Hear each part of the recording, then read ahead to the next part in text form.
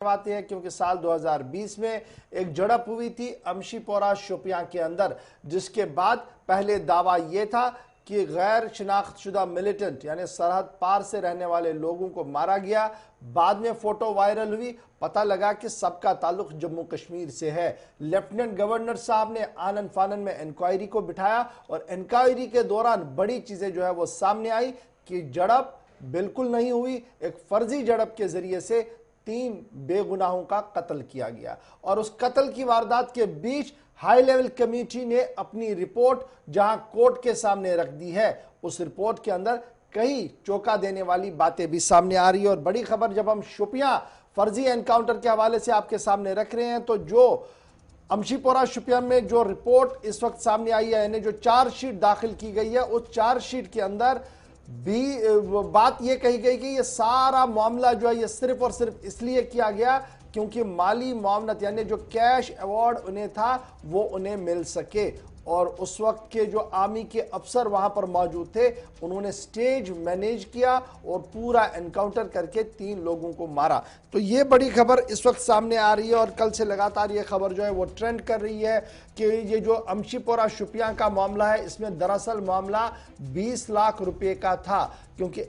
20 लाख रुपए का इनाम लेने के लिए उस वक्त ये आर्मी की तरफ से जो मेजर बसीर खान जिसका कोड था, उन्होंने ये ऑपरेशन जो है वो चलाया है। और अब जब चार्जशीट सामने आया है तो चार्जशीट में तकरीबन 75 के करीब आई विटनेसेस जो हैं, जो उस वक्त उस टुकड़ी का हिस्सा भी थे, यानी आर्मी में से ही थे और सिविलियन थे और दीगर लोग थे, तकरीबन 75 लोगों के स्टेटमेंट्स को जो है वो रिकॉर्ड किया गया कि किस तरीके से वहां कॉर्डन हुआ, पहला फायर किसने किया और बाद में ये जो पूरा मामला हुआ उसमें क्या कुछ हुआ। बड़ी बात यह है कि 1400 सफात के चार्जशीट के अंदर बयान जो दर्ज किया गया है वो सूबेदार गौरव राम का है, लांस नायक रवि कुमार का है, सिपाही अश्वनी कुमार का है और सिपाही योगेश का भी है, जो कैप्टन सिंह के स्टाफ के मेंबर थे, यानी वो लेफ्ट एंड राइट उस वक्त थे जब ये ऑपरेशन हुआ है। तो उनके बयान के मुताबिक ही इस पूरे चार्जशीट को जो है वह तहरीर कर दिया गया है, जिसमें ये सारा सनसनीखेज इंकिशाफ हुआ है। इसमें यह कहा गया है कि 2 सिविलियन, ताबिश अहमद जिसका ताल्लुक शोपियां से है और बिलाल अहमद जिसका ताल्लुक पुलवामा से है, वो आर्मी के लिए काम कर रहे थे और ये पूरा मामला 4 लोगों के बीच था। 20 लाख रुपए का मामला था। 3 लोगों को स्टेज शो के तहत यानी फर्जी एनकाउंटर के तहत जो है वो मारा गया है।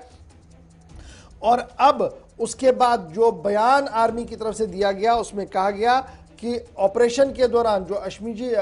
पोरा शोपियां के अंदर हुआ है उसमें 2 पिस्टल, 1 मैगजीन, 4 खाली कारतूस और 15 राउंड जो है वो मिले हैं और कुछ मवाद यानी वो मवाद जो तहरीरी मवाद था वो भी मिला है। ये फौज की तरफ से दावा पेश कर दिया गया था। एक तरफ से 20 लाख रुपया है, इस पर किसी को एतराज नहीं है, लेकिन दूसरी तरफ से जो लगातार पहले दिन से मैं ये सवाल बता रहा था आपको और लगातार ये लोग सवाल भी पूछ रहे हैं कि हथियार जब किसी बड़े अफसर की तरफ से कहा गया कि मिला है तो कहीं दिखाया भी होगा, कहीं रोजनामचे में वो लिखा भी होगा और कहीं कोर्ट के सामने उसे पेश भी करना होगा। तो वो हथियार किसका था, कहां से आया और ये किस तरीके से ये सारा कुछ चला है, इस पर भी एक बड़ी वजाहत की बहुत ज्यादा जरूरत है, नंबर 1। और नंबर 2, अब सबकी नजरें अदालत पर भी हैं, क्योंकि अदालत इस पूरे मामले की तहकीकात भी कर रहा है, अदालत इस पूरे मामले को समाअत कर रहा है और समाअत के दौरान उन्होंने आर्मी को 2 ऑप्शन दिए हैं, या तो आप सिविल ट्रायल के लिए फौज को भेज दीजिए, फौजी अफसर को भेज दीजिए,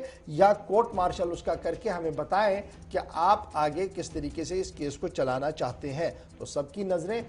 आर्मी पर भी है कि कोर्ट मार्शल में क्या कुछ आगे आना है और सबकी नजरें अदालत पर भी है कि इस केस के अंदर आगे होगा क्या। क्योंकि बड़ी बात इसमें जो है वो ये है कि लेफ्टिनेंट गवर्नर आज खुद उन लोगों से मिले थे, घर गए थे, पैदल चल के घर गए थे, उन 3 नौजवानों के घर गए थे जो लोग उस वक्त मारे गए थे, जिन पर यह इल्जाम था कि वो मिलिटेंट है। बाद में डीएनए से पता लगा कि वो राजौरी के हैं। मजीद